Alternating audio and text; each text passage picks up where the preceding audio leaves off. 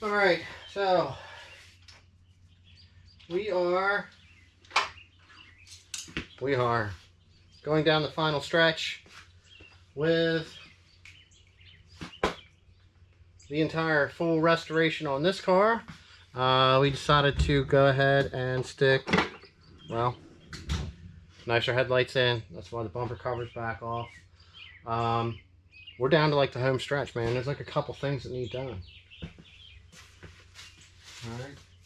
We have to, well, obviously, get the bumper cover reinstalled. That's top. So once that's done, basically double check everything out. I have new inner fender wells to install, so I'll go over those too. Man.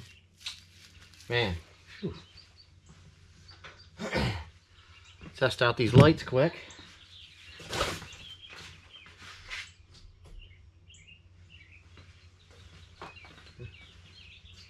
Yeah, like normal. Got one light out. Gotta get a different bulb put in this. I just threw the other ones in. One of them wasn't working on low beam, and I think it was this one. So, yep. So I got to get that taken care of, and like I said, get that on. I'll show you guys putting the inner fender wells on. That way we can get all that stuff finished up. There's like one or two other small things that need to be done. Charge up the AC, which is really easy. Use one of those cans, you can get it AutoZone or whatever, and that's it. I mean, there's nothing really to it. And we need a bracket for our solenoids, because instead of going with the stock air box, now we're actually going with an aftermarket cold air intake or hot air intake, or I don't know, whatever you want to call it. So, home stretch. Oh yeah, here, check these out. We ended up getting some, look at this. Nice new rubber. There we go. I got a set of Hancooks mounted up. Stock size tire, stock wheel. Here's the bumper cover. We got to get that back on. Look at this. Look how clean this thing's looking. So, other than having to do a full detail on this, everything is, man, really getting there. Really getting there. So, I'm going to get the rest of this on. Bumper cover, you know what I mean? It's just these three couple here. We got 3 nuts that go across here. And then if you actually have this lower piece, it'll bolt up into this core support. And we have a couple nuts there. I found another bad wire that I had to take care of. For this, I actually fixed that. I just kind of wrapped tape around that. It's actually sealed underneath with some shrink tube. So everything is good there. And we are down to, yeah. I'm going to stop talking. I'm going to get something done here. So, you guys can see if this thing looks finished. Alright, so I got the driver's side done. I really kind of wanted to show you how to install these inner fender wells. You will need these clips to put on these new ones. They don't have them. And then I have new push clips that I stuck into here.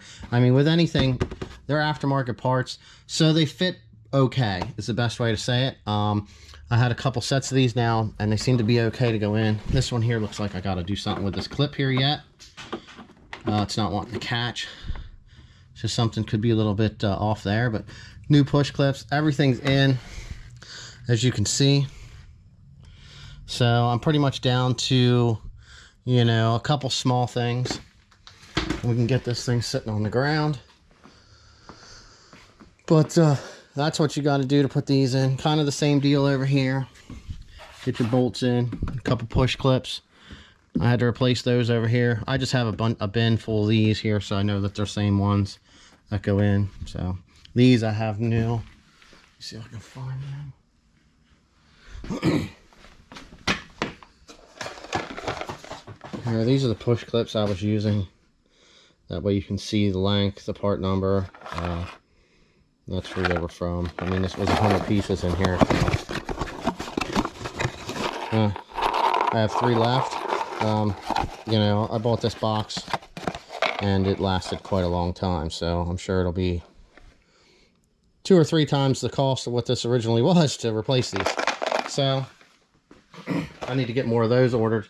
But like I said, we're really close. Bracket, cold air kit, I got to run this, put this back on here because I moved it out of the way to do the wiring. And oh my goodness, I just can't wait to see what this thing's gonna be like going down the road. So all right, a couple more things to finish up. I'm gonna get this tire mounted up, bolt all this stuff down, go over everything, double check stuff, and you know, kind of go from there. Oh my goodness, so we had about 4 or 5 test drives. We had a you know how that is, bad ABS sensor. We got that stretched. We got that figured out. Something funny that I came across, I don't have it no more, but the coating on this line here was allowing the fuel to leak back here. I've never seen that before, so just slid the coating off and put another clip on here, and it fixed the fuel leak back here. Let me see, I think I had this motor mount bolt here was a little loose, so I had to tighten that up. Just the stuff that you miss when you put stuff together. What else? Check engine light for the vacuum line blew off and it popped off again, so I gotta fix that. Another zip tie into this one. This is just kind of stuff that you run into, so we'll have to get a zip tie on that one. And yeah, we'll get this zip tied.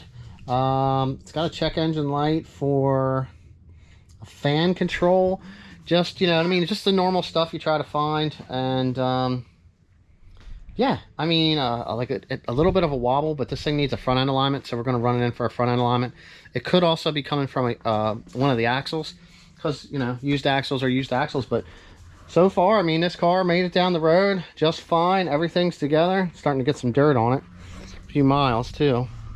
So yeah, we're going to run this thing a day, see how it works out, and hopefully it turns out beautiful.